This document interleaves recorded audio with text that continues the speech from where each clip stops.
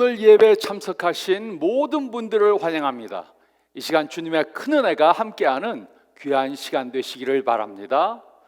저희 다 같이 말씀 보겠습니다.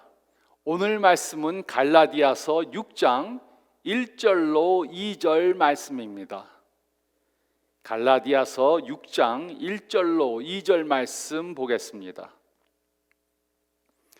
형제들아, 사람이 만일 무슨 범죄한 일이 드러나거든 신령한 너희는 온유한 심령으로 그러한 자를 바로잡고 너 자신을 살펴보아 너도 시험을 받을까 두려워하라. 너희가 짐을 서로 지라. 그리하여 그리스도의 법을 성취하라. 아멘. 우리는 지금 상대하기 어려운 사람들이라는 설교 시리즈를 하고 있습니다. 첫째 주에는 극도로 비판적인 사람을 대하는 방법에 대해 생각해 보았습니다. 둘째 주에는 지나치게 궁핍한 사람을 대하는 방법에 대해 생각해 보았습니다. 셋째 주에는 우리를 조종하려고 하는 사람을 대하는 방법에 대해 생각해 보았습니다. 그리고 오늘은 그 네 번째로 죄를 계속 짓는 그리스도인을 대하는 것에 대해 생각해 보겠습니다. 우리 모두는 과거에 죄를 지었고 또 앞으로도 계속해서 죄를 지을 것입니다. 우리는 천국에 갈 때까지 계속해서 죄를 짓게 될 것입니다. 물론 우리는 예수님의 제자들로 더욱더 예수님을 닮아가야 합니다. 그리고 죄도 점점 덜 지어야 합니다.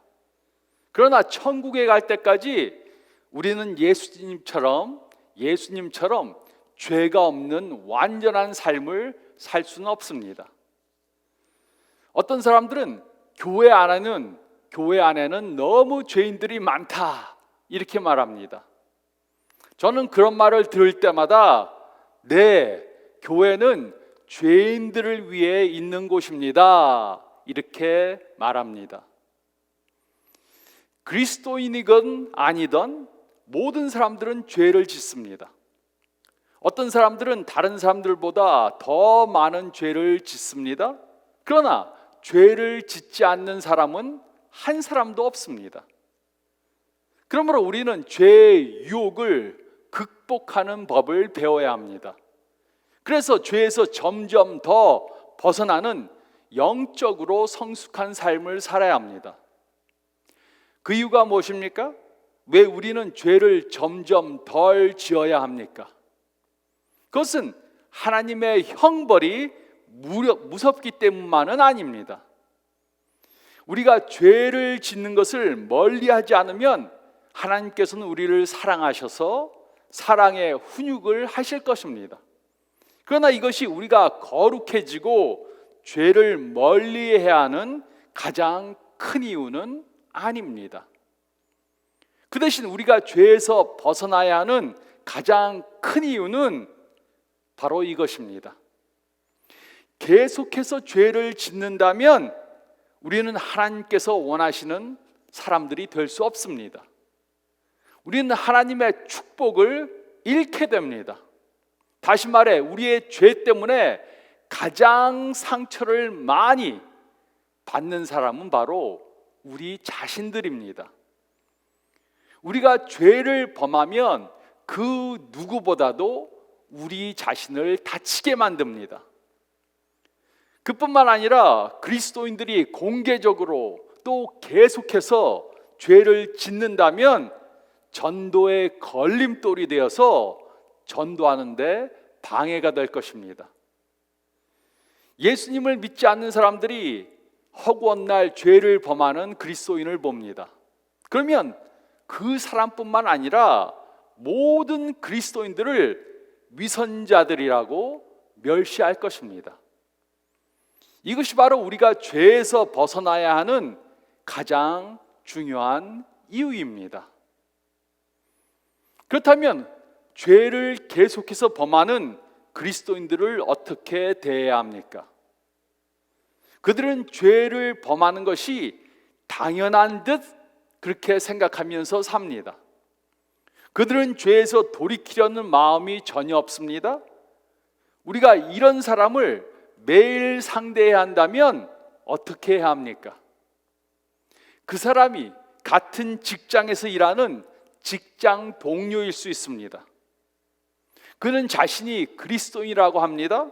그런데도 아무렇지도 않게 욕을 하고 저질스러운 농담을 하고 여성 동료들을 음흉하게 바라봅니다. 그 사람이 학교에 다니는 사람일 수 있습니다. 같은 학교에 다니는 사람일 수 있습니다.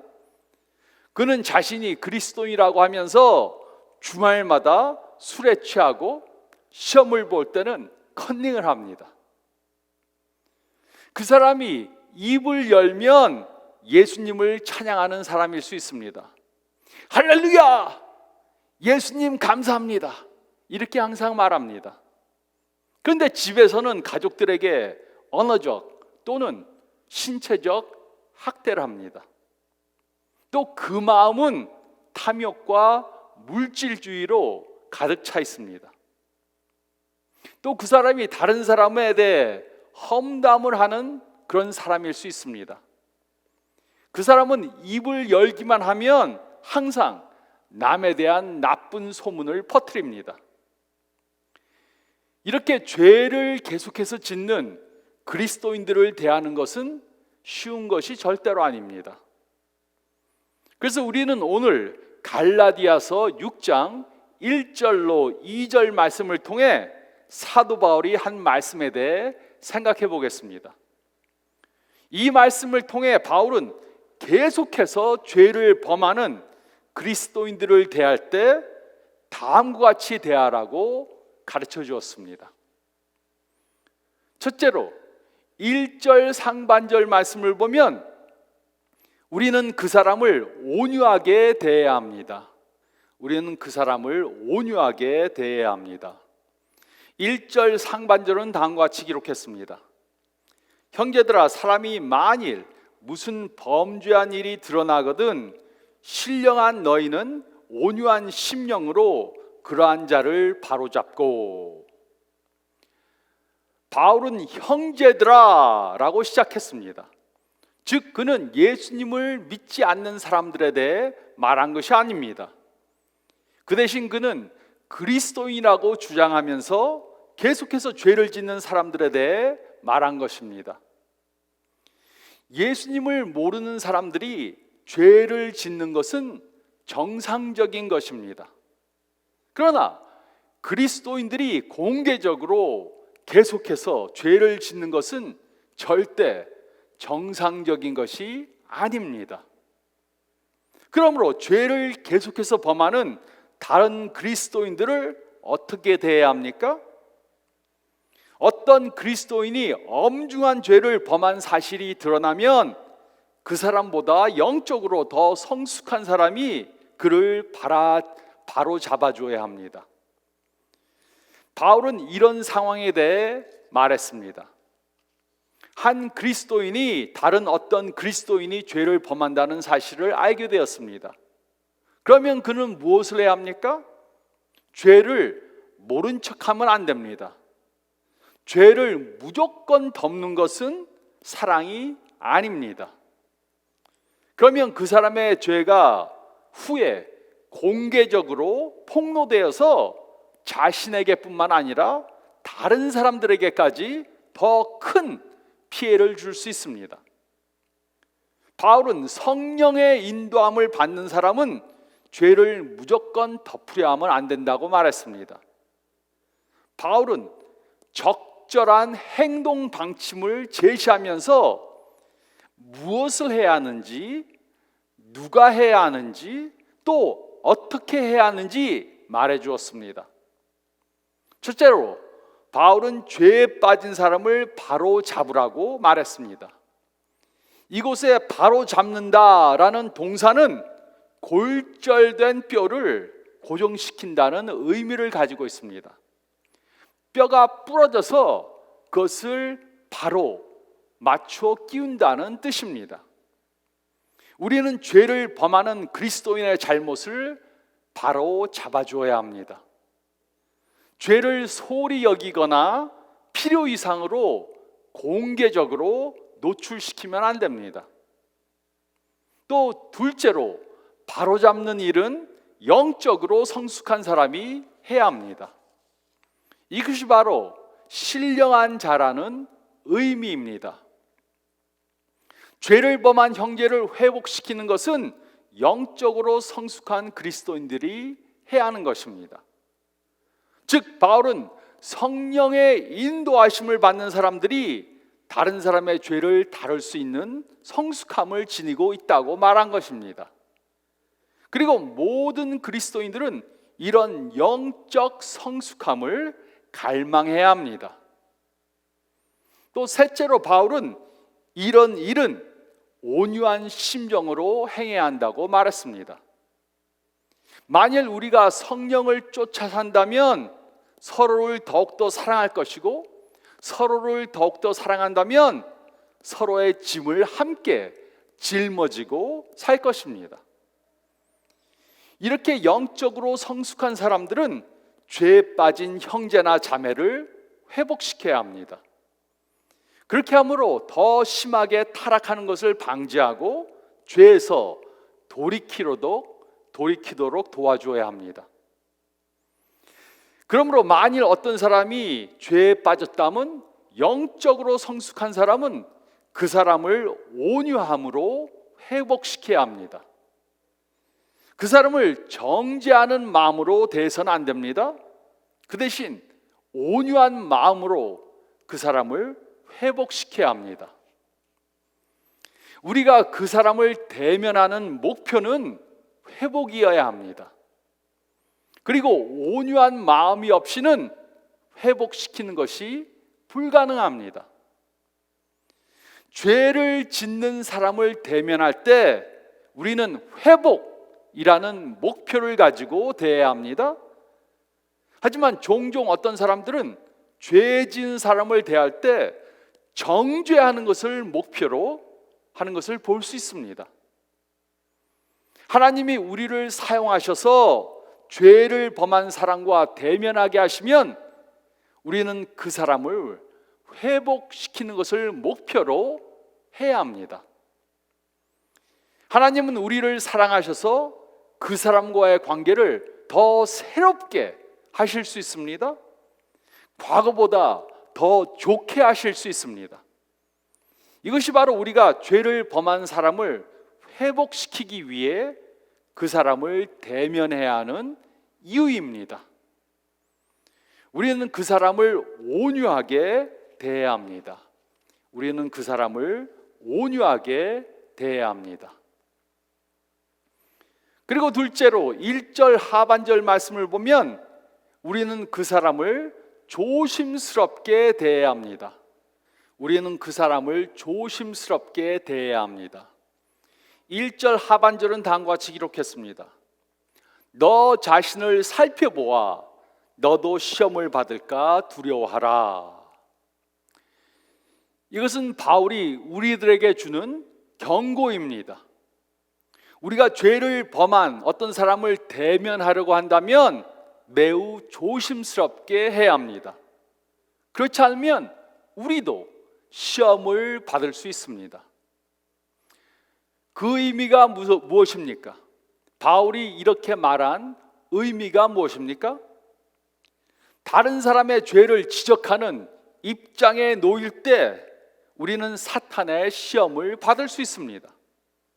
다른 사람의 죄를 지적할 때 우리가 조심하지 않으면 교만이라는 죄에 빠질 수 있습니다. 우리가 그 사람보다 더 우월하다고 생각할 수 있습니다. 그리고 그 교만함은 우리를 넘어지게 만들 수 있습니다. 우리가 다른 사람의 죄를 지적할 때 조심하지 않으면 우리는 교만의 죄를 범하게 됩니다. 다른 사람의 죄를 지적할 때 우리는 그들보다 더 우월하다고 생각하면 안 됩니다. 그러면 우리는 우리 자신을 속이는 것입니다. 우리가 그런 사람들보다 낫다고 생각할 수 있지만 그것은 사실이 아닙니다. 우리는 남들과 우리 자신을 비교하면 안 됩니다. 그리고 그들보다 더 낫다고 생각하면 안 됩니다. 다른 사람을 우리의 기준으로 삼는 것은 어리석은 것입니다. 우리의 기준은 다른 그리스도인들이 아니고 예수님이어야 합니다. 그러면 우리가 남보다 낫지 않다는 것을 깨달을 수 있습니다. 우리 모두는 하나님 앞에서 엄청난 죄인들입니다. 어떤 사람은 죄를 좀 더 많이 범했고 어떤 사람은 좀 덜 범했지만 우리 모두는 하나님 앞에서 엄청난 죄인들입니다. 그러므로 다른 사람의 죄를 지적할 때 우리도 유혹을 받지 않도록 조심해야 합니다. 우리 안에 교만한 마음이 생기지 않도록 조심해야 합니다.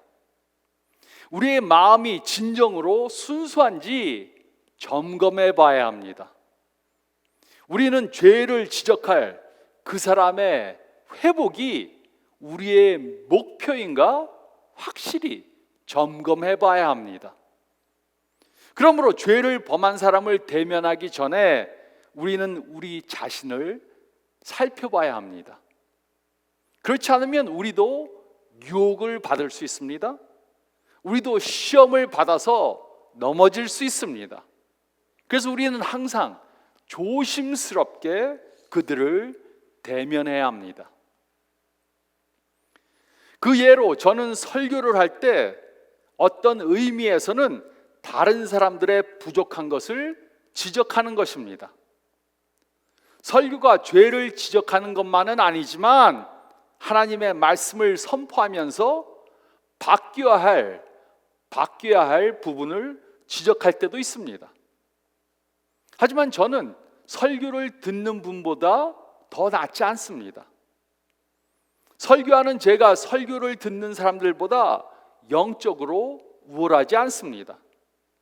그렇기 때문에 하나님의 말씀을 전할 때 저는 제 자신을 하나님의 말씀의 권위 아래에 둡니다.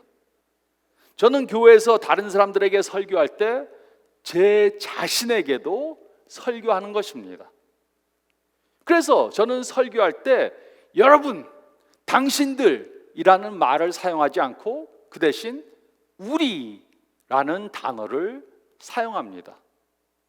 저도 하나님의 말씀의 권위 아래 두는 것입니다. 이것이 제가 모든 성도님들을 조심스럽게 대하는 것입니다. 우리는 이렇게 다른 사람들의 죄를 지적할 때 그들을 조심스럽게 대해야 합니다. 우리는 그 사람을 조심스럽게 대해야 합니다. 그리고 셋째로 2절 말씀을 보면 우리는 그 사람을 사랑으로 대해야 합니다. 우리는 그 사람을 사랑으로 대해야 합니다. 2절은 다음과 같이 기록했습니다.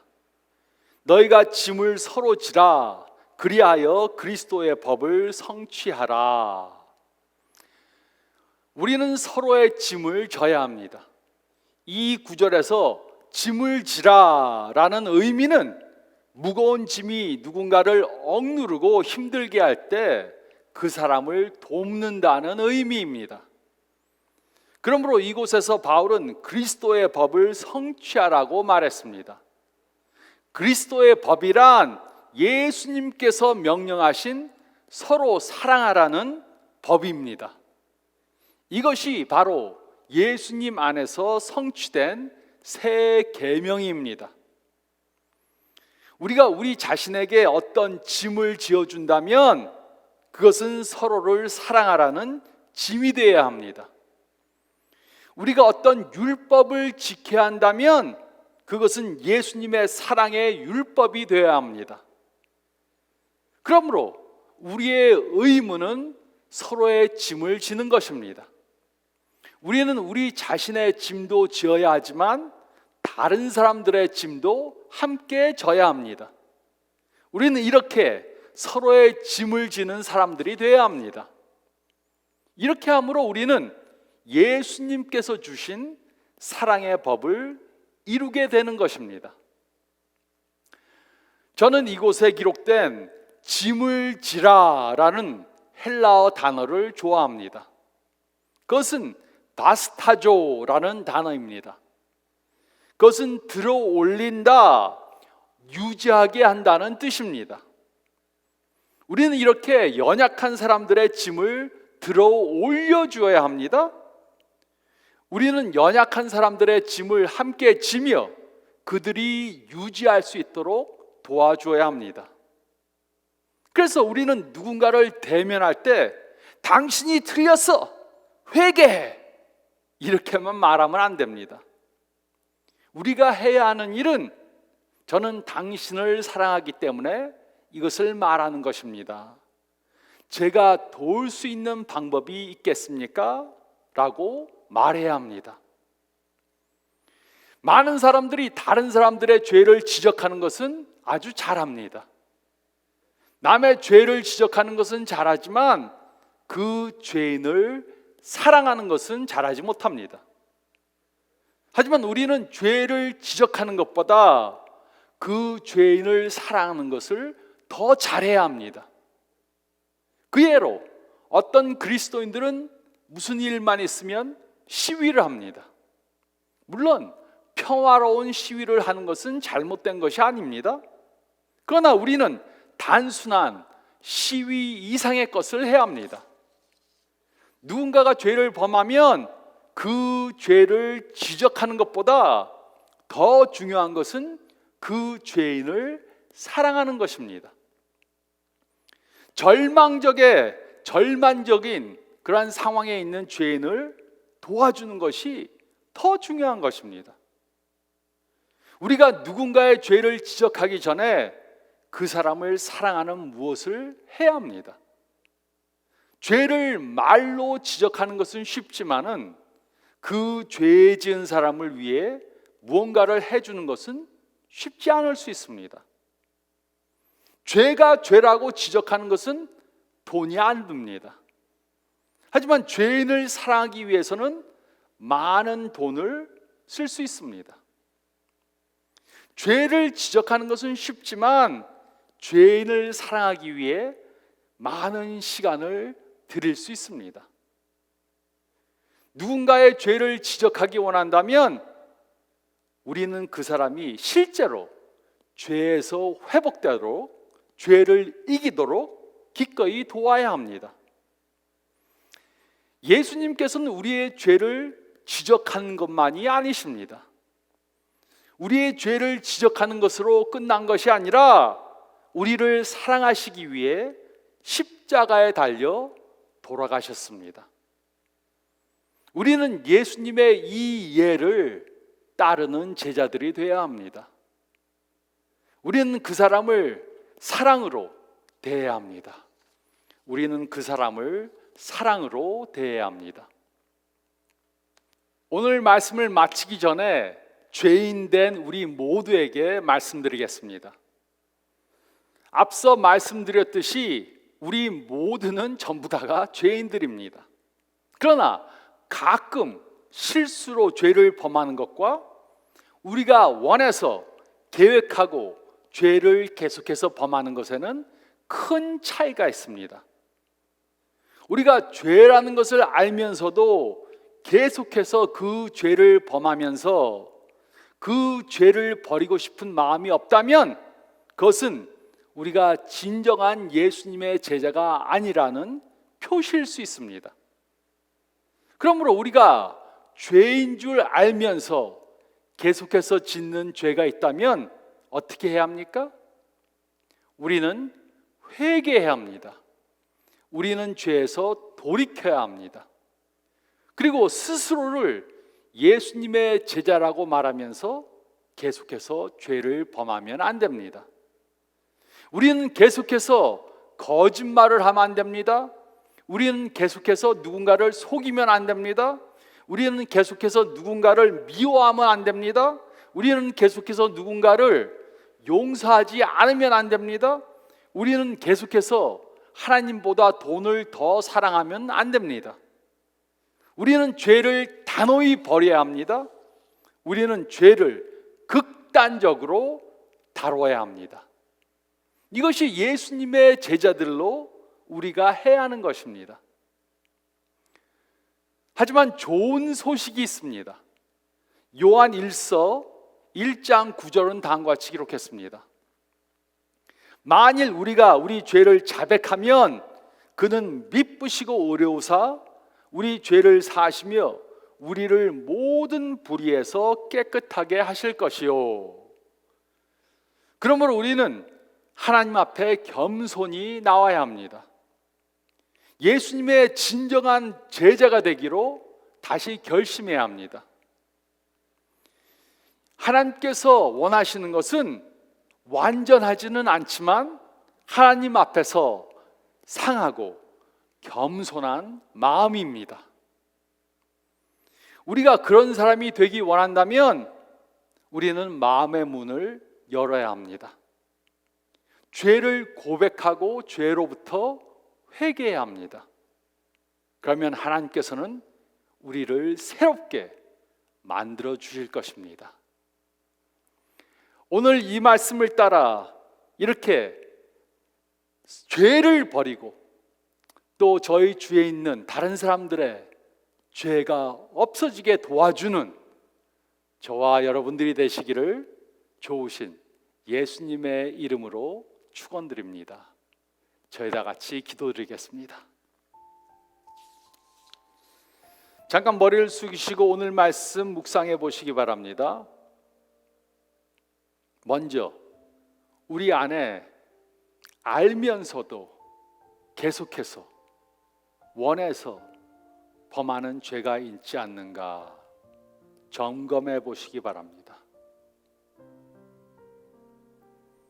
우리가 죄를 범하며 살면 가장 상처를 많이 받는 것은 우리 자신들입니다. 하나님께서 주시기 원하는 축복을 받을 수 없습니다. 다른 사람들 앞에서 빛과 소금으로 살 수 없습니다. 죄를 버리기 위해 단호히 결심하시기 바랍니다. 또 우리 주위에 죄를 범하는 형제나 자매가 있다면 그것을 눈 감아주는 것은 사랑하는 것이 아닙니다. 결국 그 사람을 다치게 하는 것입니다. 오늘 이 말씀을 따라 우리가 그 사람에게 가서 사랑으로 겸손함으로 우리 자신을 돌보면서 그분에게 죄에서 돌이키도록 도와주시기 바랍니다. 이것이 믿는 우리들이 해야 할 것입니다. 내 죄를 먼저 회개하시고 다른 사람들이 죄를 이기게 돕는 저희가 되어야 합니다. 내가 이번 주에 해야 할 것이 무엇인가 점검해보고 그것을 꼭 하시기 바랍니다. 제가 기도하겠습니다. 주님 감사합나이다. 우리가 많은 죄를 범했지만 그 죄를 용서해 주시기 위해 예수님을 이 땅에 보내심을 감사드립니다. 예수님의 큰 은혜를 받은 저희들 계속해서 죄를 범하는 저희 되지 않도록 도와주시고 죄를 단호히 버리게 역사해 주시고 저희를 도와주시옵소서. 또 저희 주위에 혹시라도 죄를 범하는 사람들이 있다면 이 말씀을 따라 그들을 사랑하는 마음으로 그들을 회복시키기 위해 조심해서 그들에게 다가가서 죄를 이기게 돕는 저희들 에게 저희를 사용해 주시옵소서. 이번 한 주간 동안 이렇게 사는 저희 모두가 되게 도와주시옵소서. 죄는 미워하지만 죄인들은 사랑하는 저희들 되게 도와주시고 이 말씀 따라 한 주간 살게 도와주시옵소서. 감사드리며 이 모든 말씀 우리 주님 예수 그리스도의 이름 받들어 간절히 기도드리옵나이다. 아멘. 한 주간 죄에서 해방되고 또 다른 사람들이 죄에서 해방되게 돕는 저와 여러분들 되시기 바랍니다. 건강하시기 바랍니다.